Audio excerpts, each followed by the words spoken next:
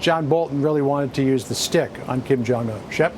John Roberts at the White House. Thank you as always. Back to the president's comments and apparent action that's pending on vaping. Let's turn to Tony Aboud now, Executive Director of the Vapor Technology Association. Tony, thanks. Thank you. I appreciate the opportunity, Shep. Is vaping safe? Vaping, what we know from the scientists is that vaping is safer than smoking cigarettes. That's why Public Health England... No, it isn't. I'm sorry? Actually, that's not true. Because I have a Google machine and access to the research, which is worse, smoking or vaping? Although e-cigarette vapor may not result in the obvious smell and visible smoke of traditional cigarettes, it still has a negative impact on air quality, especially when vaping indoors. There are no long-term studies to back up claims that the vapor from e-cigarettes is less harmful than conventional smoke. So why do you push that line? Well, because that's what Public Health England, the Royal College of Physicians, and even the American Cancer Society... Is it safe to vape? American Cancer Society says that e-cigarettes fall on the risk spectrum much closer to the patch and the gum and the lozenge than they do to toxic cigarettes. Here's what the American Lung Association says, quoting, "E-cigarettes are not safe and can cause irreversible lung damage and lung disease." That's what they say. That's what the Lung Association says. The Cancer Society says something different. And right now what we know is that... Can I get cancer from vaping or no? We don't know that. But what we don't know is what the American Cancer Society has said. No, that's not true. Here's the truth on cancer causing. Vaping pumps cancer-causing substances into lungs. E-cigarettes have gained popularity as a safer and increasingly more fashionable alternative to traditional cigarettes, except experts warn that vaping causes e-cigarette users to inhale dangerous quantities of cancer-causing substances. That's right, isn't it? Look, the reality is that right or not? We don't know if that is right. Well, we actually do know that we know that nicotine. We do know that. And here's the thing. The reason I'm trying to get answers to pointed questions that aren't evasive or dodging is because for decades there was an industry that hooked generations of people on a substance that kills us. And people didn't know, oh, this is going to kill me. Like my mom didn't know, I'm going to smoke for 50 years and then I'm going to die with bad COPD, because nobody told her back at the beginning.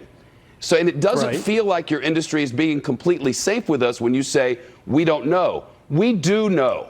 It definitely pumps carcinogens into our bodies. This is undeniable. You are looking at individual studies, right? Oh, dear. And you're trying to draw correlations. And the point is that even the FDA has looked at the significant harm reduction potential that e-cigarettes have, right? Were they marketed to children or no? There are some e-cigarettes that in the past have been marketed in inappropriate ways. And that's why we, in 2017, were they marketed to children? That's what I'm saying. That is part of the problem. I agree with you. I asked, that's why were they marketing to children, yes or no? I think, Shep, I said that yes, in the past that was in fact happening. And that's why we came out with marketing standards for the industry in 2017 and hand-delivered them to Commissioner Gottlieb in January of 2018 and implored him to enforce on marketing standards even more. And then we told our industry, this is what you need to do. Weren't the flavors marketed to kids? Again, it's not clear what you're referring to. Flavors, the bubble gum, the rest, and even mint. Weren't they for kids? Look, so what we no, actually that is not true. What? That is not true. That's not what the science says. And wait, no, I'm talking about the idea behind it all. When you make stuff called fruity or creme brulee, are you marking that toward adults who've smoked their whole lives and want to stop, or toward children who haven't picked up the smoking habit but might be good? Oh, well, the answer to that is you're marketing to adults. There's no question about that. There is a question about that, sir, with respect. There's a great question about it. Because the problem is with children. We had a whole generation of kids who'd realized smoking's nasty, I'm not going to do it. And now they're running around in schools all over the country behind their backs or in the bathroom where the teachers can't catch them, and they're getting addicted to nicotine. Do you have a problem representing an industry which addicts children to nicotine? We are not attempting to addict children to nicotine. I know you're not attempting to, but you are. Well, so that is why we need to put all the tools in place to help keep these products away from kids. And that is what hasn't been discussed at all. How about the tools that the president said today? How about banning all the flavors because kids like the flavors? Is that a good idea? Ban them all, including mint, and all of them. I think what you'll see there is what the FDA predicted, and that people will return to smoking. No, it's not a good idea at all, and that's because adults are relying upon these flavors to quit smoking. That's true.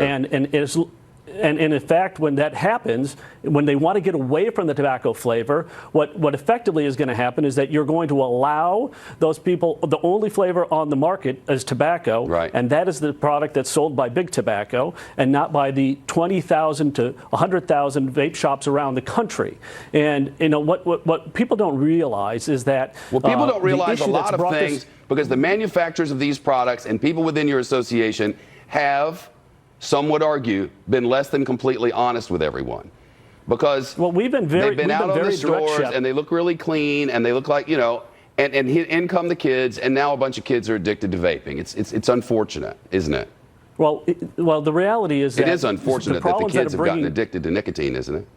Yeah. Hey, Shep, I'm a father. I've got 3 teens. No, I know what this issue is all about, right? And so we have to deal, there's no question that we have to deal with this issue as we deal with sex, as we deal with drugs, as we deal with all of the issues that we deal with our kids. And when it comes to drugs in particular, one of the things that we always tell our kids is that you got to stay away from these things, especially because it's the black market problems. And it's a black market THC products that is what's driving this narrative recently. And that hasn't been getting the attention that it needs. This whole discussion about flavored e-cigarettes on the basis of THC doesn't quite cut it. I hear you.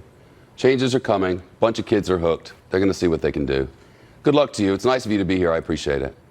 Thanks, Shep. I appreciate the opportunity.